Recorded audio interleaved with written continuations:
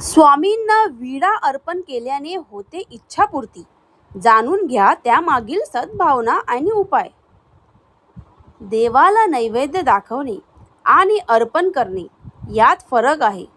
जी गोष्ट मनापासून केली जाते त्याचे फळ नक्कीच मिळते. भक्त आपल्या आवडीच्या गोष्टी भगवंताला अर्पण करतो आणि त्याची भक्ती पाहून भगवंत त्याचा स्वीकारही करतो. त्यानुसार आपण जसा देवाला नैवेद्य अर्पण करतो तसा विडाही अर्पण दिला जातो. रसिक भक्तांनी त्यावरही एक सुंदर कवने लिहिली आहेत, जसे की विडा घ्या हो स्वामी राया, भक्त वत्सल करुणालया, देतो हात जोडोनिया, भावे वंदुनिया पाया, ज्ञानदृष्टी पुगिळ फळ, तुमच्या कृपेचे हे बळ, मूळ आधार स्वज्वल, पापी पतित पाराया, भक्तिदळ नागवल्ली, पाने शुद्ध ही काढिली, नामबळे निर्मळ केली, सिद्ध झालो जी अर्पया, रंग रंगला हा कात, प्रेम भावाच्या सहित, त्याने केले माझे हित, देह लावियाला पाया, चुना शांती निर्मल, त्वांची दिले भक्तिबळ, करुणी मानसी कोमळ,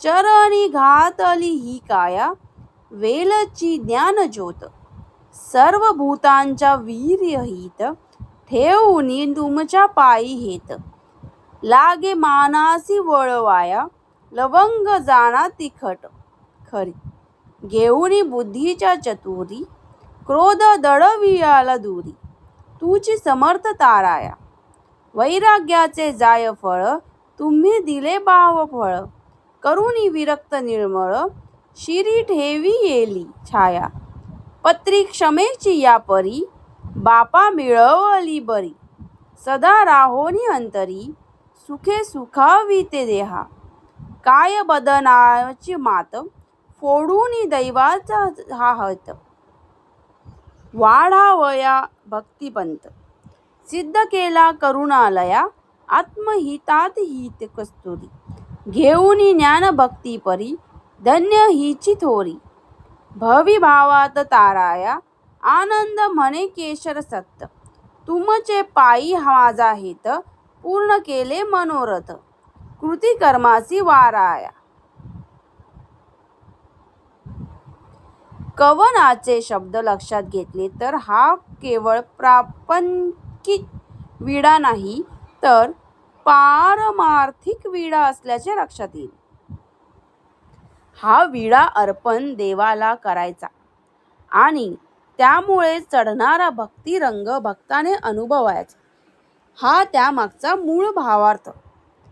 त्यामुळे केवळ स्वामींनाच नाही तर दत्ताला, हनुमंताला, रामायाला, विठुरायाला, साईनाथाला अशा अनेक देवांना विडा अर्पण केल्याची सुमधुर कवने आपल्याला आढळतील. हा झाला पारमार्थिक उद्धार. आता प्रापंचिक उद्धार कसा होतो हेही जाणून घेऊया.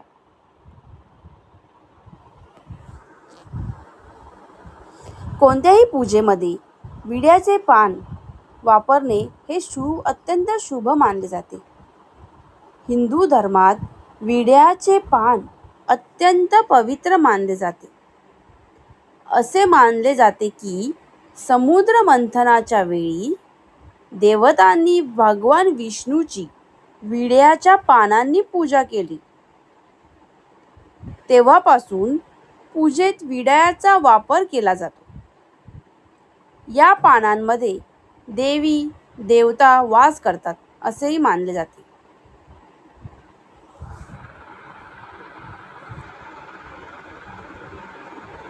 ज्योतिषशास्त्रात विड्याच्या पानांशी संबंधित उपाय आणि युक्त्या खूप प्रभावी मानल्या गेल्या आहेत. विड्याची पानं ही केवळ कामात यश मिळवून देत नाहीत तर आपल्या कामातील अडथळेही दूर होतात. आता आपण बघून घेऊया इच्छापूर्तीसाठी विड्याच्या पानाचे काय काय उपाय करायचे असतात. श्री स्वामी समर्थ. इच्छापूर्तीसाठी दर मंगळवारी किंवा शनिवारी स्नान करून मंदिरात जावे. बजरंग बलीला गूळ खोबऱ्याचा नैवेद्य दाखवून विडा अर्पण करावा. दुसरा उपाय आहे, विड्याच्या पानांमध्ये सकारात्मक ऊर्जा असते. ही पाने नकारात्मक शक्तींना शोषून घेतात. म्हणून वास्तुशास्त्राने घरात नागवेलीच्या पानांचा अर्थात विड्याच्या पानांचा वेल लावावा असेही सांगितले जाते. तिसरा उपाय आहे, स्वामी समर्थांना आपण विडा अर्पण करतो तसा दर गुरुवारी दत्तगुरूंना स्वयंपाकाचा नैवेद्य दाखवून विडा अर्पण करावा. त्यामुळे प्रापंचिक कलह दूर होऊन कौटुंबिक नाते सुद्धा सुधारते. व्यवसाय वाढीसाठी किंवा लक्ष्मी प्राप्तीसाठी मंगळवारी किंवा शुक्रवारी एखाद्या सुवासिनीची ओटी भरून जेवू घालून विडा द्यावा. तिने संतुष्ट होऊन आशीर्वाद दिले असता व्यवसाय व्रत वृद्धी होते, तसेच लक्ष्मी सुद्धा प्रसन्न होते. श्री स्वामी समर्थ.